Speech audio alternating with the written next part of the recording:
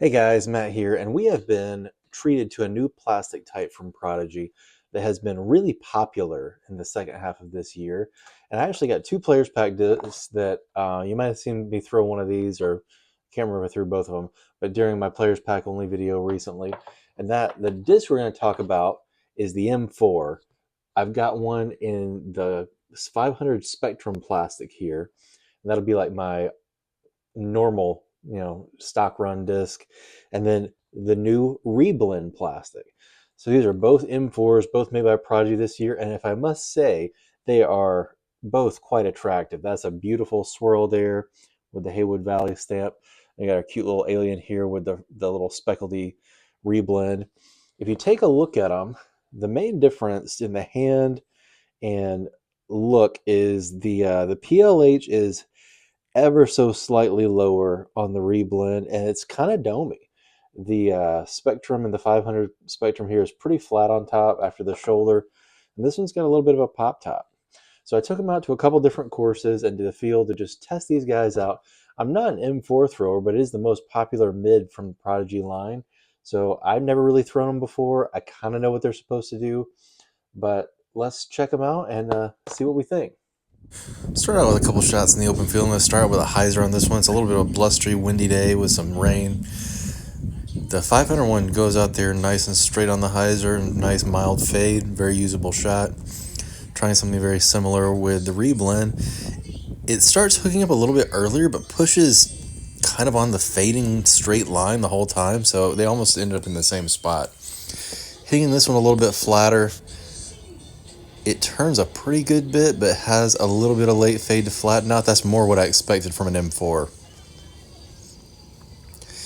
I'm not sure if I didn't push the reblend quite as hard. It goes straight for a long time, but does get a little bit more fade without quite as much turn on that one.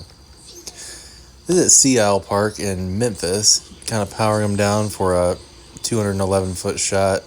Nice little hyzer into the green there. Very controllable. I like them at this distance, but they are so glidey. It could be very easy to go long. Yeah, I barely throw the reblend one there. It hooks up just enough to slide up next to the basket, and that one was basically a tap in. I can't remember the name of this course off the top of my head. It was in Muscle Shoals, Alabama. Hitting a wide hyzer with this one. It's a little bit of a stretch. It was like high 300 foot distance. So I didn't quite make it there, but it hit the line pretty good. Nice late fade.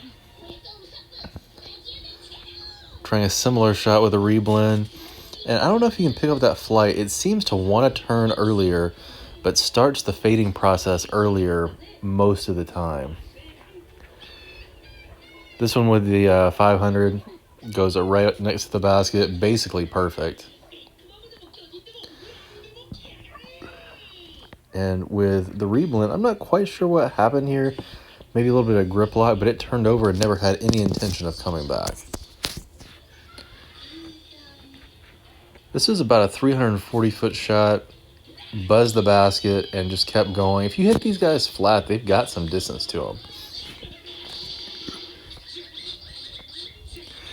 With the reblend, it was looking pretty darn good out of the hand. Got a little bit of fade, but it still had a putt. So I forgot to call this out in the intro to the video, but the numbers on the M4 are 5, 4, negative 1, 1. And I do think that is pretty accurate, especially for the um, the 500 Spectrum. If you put on some hyzer, it's going to hold straight a long time and get a little late finish.